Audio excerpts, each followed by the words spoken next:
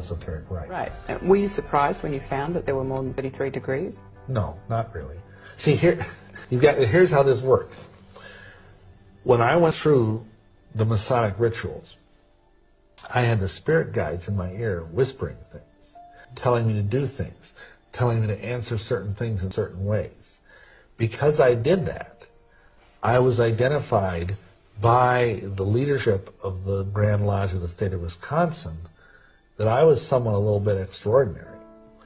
See, that's one of the ways in which I ultimately got contacted by the Illuminati, is because the spirit guides had given me certain key things to say, key things to do, even gestures to make, stuff like that would identify me as being someone who was worthy of more light. You see, that's what they promise in all the Masonic degrees.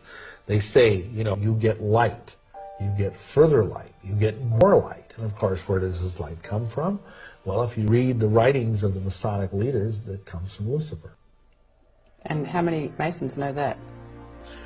Maybe 1 in 1,000, but most of them don't have a clue unless they bother to toddle upstairs and read the books that are in their own Masonic library, like I did.